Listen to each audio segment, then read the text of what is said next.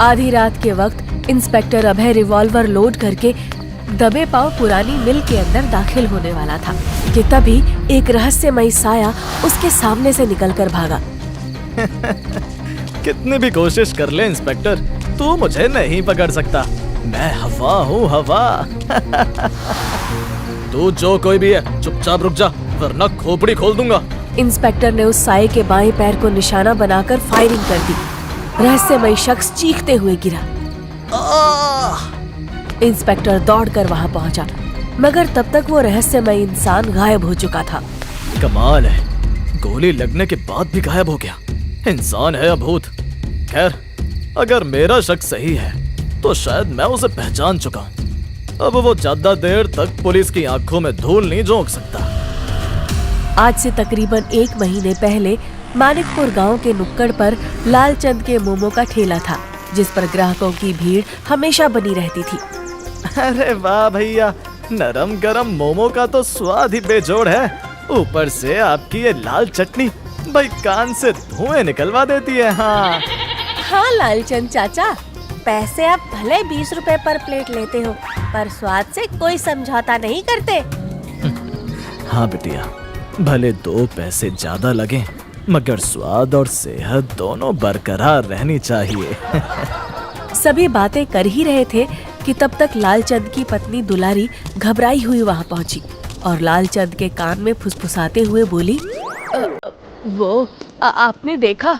अरे क्या देखा भाग्यवान? वो जीतन भैया, जिसे परसों रात आपने उधार पैसे देने से मना किया था, उन्होंने भी अपना मोमो का ठेला खोल लिया और इधर ही लगाने के लिए बोल रहे थे।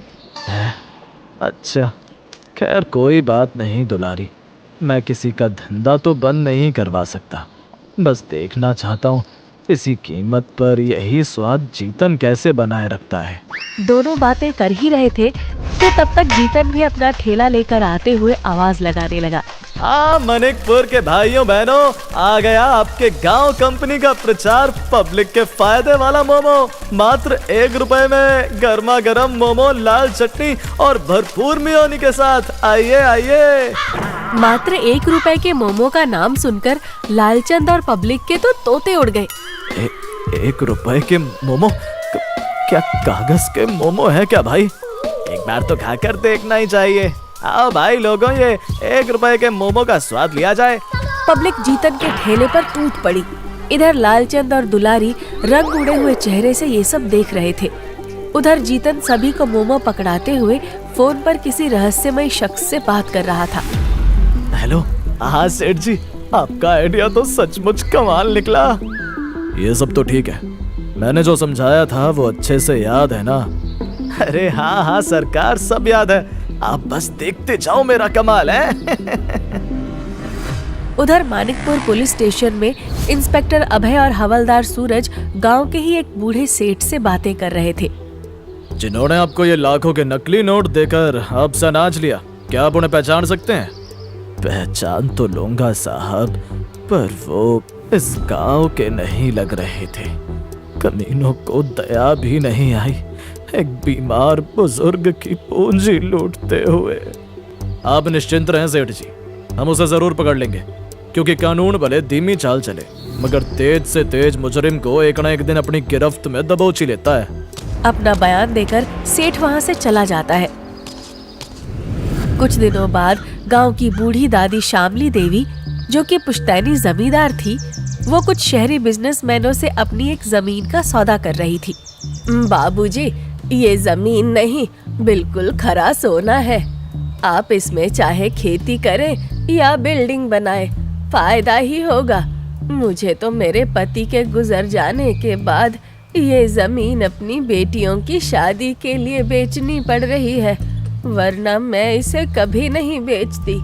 आप फिक्र ना करिए माता जी, हम इसीलिए तो आपकी जमीन को 2 गुना दाम दे रहे हैं, ताकि आप शान से अपनी बेटियों की शादी भी कर पाएं और बाकी की जिंदगी चैन से गुजार पाएं। हाँ ये लीजिए माता जी, आपके पूरे 20 लाख रुपयों से भरा बैग। अरे वाह बेटा, ये तो सारे 2000 के करारे नोट हैं। आप लोग भले आदमी लगते हो, इसलिए मुझे इसे गिनने की जरूरत नहीं। इसे सीधा बैंक लेकर जाऊंगी। अच्छा लाओ, किस कागज पर अंगूठा लगाना है? लीजिए माता जी, इस पर अंगूठा लगा दीजिए। उन लोगों ने न सिर्फ दादी को पैसे दिए बल्कि उन्हें गांव की बैंक के सामने भी छोड़ा और वहां से चले गए। उसी रोज शाम को पुलिस थाने में, हाय राम, मैं तो लुट गई, बर्बाद हो गई, कमीनों ने सारा पैसा नकली दे दिया है और जमीन भी लिखवा ली। अब मैं अकेली बेसहारा अपनी बेटियों की शादी कैसे करूंगी? दादी, अब रोने से कुछ नहीं होगा, आप शांत हो जाएं। हम जल्दी उन्हें पकड़ लेंगे, बस आप हमें सब शुरू से बताइए। आज से कुछ रोज पहले एक कार में 3 लोग मेरे घर आए। उन्होंने अपने आप को सरकारी टावर लगवाने वाला बताया और मेरी जमीन के दुगने दाम देने की बात कही। मुझे अपनी बेटियों की शादी करनी थी, इसलिए मैंने हाँ कर दी और सोने जैसी जमीन मुफ्त में गंवा बैठी है। अरे दादी, उन्होंने नकली पैसे से आपकी जमीन खरीदी है ना, अब जब वो जमीन पर कब्जा करने आएंगे तब उन्हें दबोच लिया जाएगा, है ना? तभी गांव का सरपंच तारा सिंह अंदर आते हुए बोला, वो जमीन कब्जा करने नहीं आएंगे, क्योंकि उन्होंने आज सुबह ही ये जमीन मुझे बेच दी। आपको बेच दी? आपने हमें बताना सही नहीं समझा, हाँ? इंस्पेक्टर साहब, जैसे माता जी को उन्होंने अपनी बातों में फंसा लिया, वैसे मैं भी उनकी बातों में आ गया। अब सारे जमीन के कागजात सही थे, जमीन मेरी देखी हुई थी तो मैंने खरीद ली। उस वक्त मुझे क्या पता था कि ये जमीन शामली देवी से उन्होंने नकली पैसे देकर खरीदी है, वरना वहीं दबोच लेता।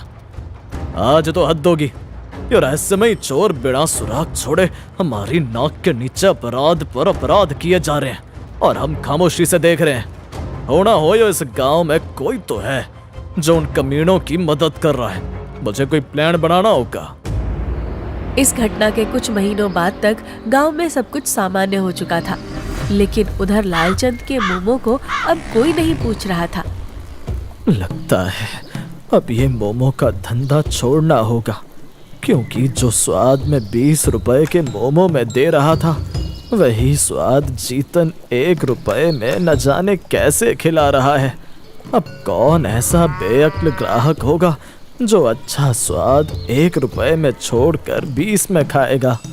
आप चिंता मत करो जी, ये बुरा वक्त भी कट जाएगा। जो धंधा जीतन भैया 1 रुपए के मोमो बेचकर कर रहे, वो किसी भी तरह से ईमानदारी का तो नहीं लगता। ईश्वर सब देख रहे होंगे।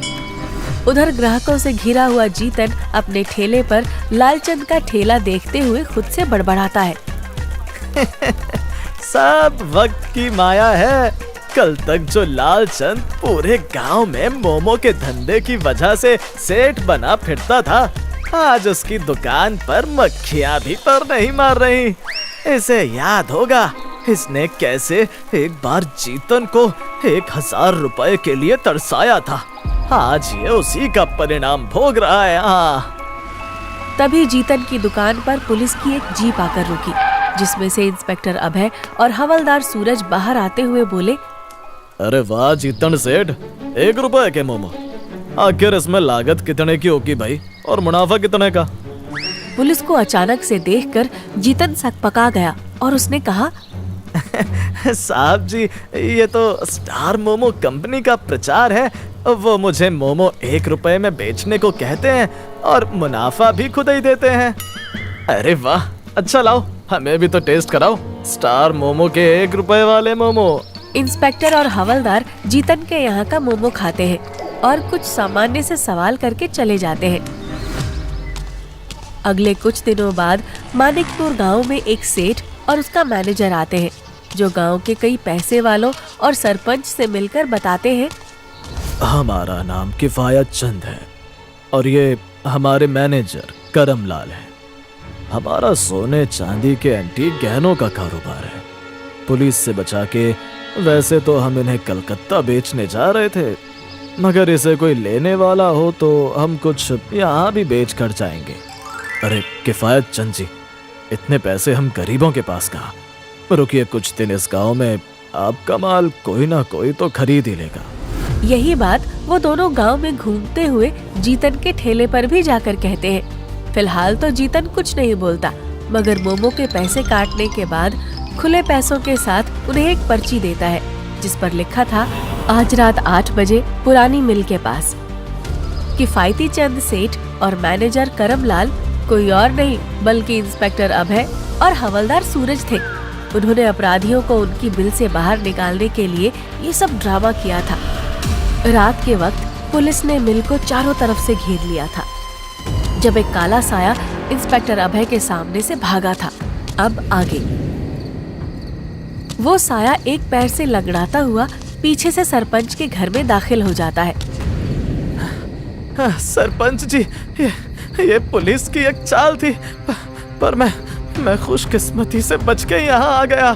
हरामजादे, तू बचता या डूब मरता, पर तुझे यहाँ आने की क्या जरूरत थी? तेरे पीछे यहाँ तक पुलिस भी आ सकती है। मैं फंसना नहीं चाहता। क्यों आया तू यहाँ? इतना बोलकर सरपंच अपनी रिवॉल्वर निकालकर उस पर अपनी गोली दागने वाला होता है, मगर तब तक एक गोली चलती है और उसके हाथ पर आकर लगती है। तब तक इंस्पेक्टर अभय अपनी टीम के साथ अंदर आते हुए बोला, अरे मैं बताता हूँ सरपंच साहब, यो यहाँ क्यों आया? क्योंकि जब कुत्ते की मौत आती है ना, तो वो ना तो जंगल में भागता है न गांव में, भाई वो चुनता है रोड, क्योंकि उसे उसका हश्र पता होता है। क्यों भाई, 1 रुपए के मोमो वाले जीतन, सही कहा ना? हवलदार, गिरफ्तार कर लो इन्हें और सरपंच की कोठी की अच्छी तरह से जांच करो। पूरी कोठी की जांच पड़ताल करने के बाद पुलिस को नकली नोटों को छापने की पूरी फैक्ट्री मिलती है, जहां से नकली नोटों से भाड़े के लोगों द्वारा गांव के लोगों की असली वसीयतें और सामान खरीदे जा रहे थे। पुलिस सरपंच की प्रॉपर्टी जब्त करके जीतन और सरपंच को जेल ले जाती है। मैंने ये सब अपनी तंगहाली से परेशान होकर शुरू किया इंस्पेक्टर साहब।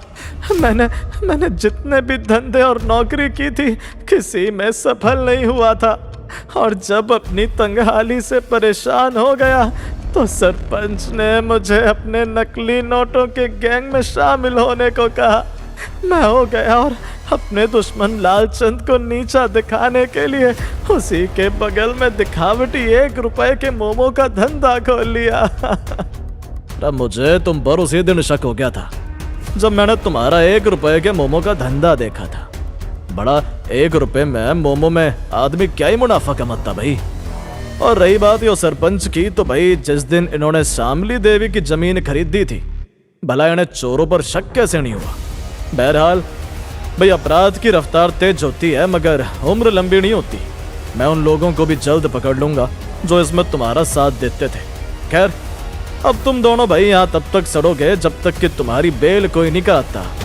तकरीबन 6 महीने बाद जेल का दरवाजा खुलता है और हवलदार सूरज जीतन से कहता है, जीतन बाहर आ जाओ, तुम्हारी बेल हो गई है। मेरी बेल? भला मेरी बेल कौन करा सकता है? जीतन बाहर निकलकर देखता है लालचंद और उसकी पत्नी दुलारी खड़े हैं।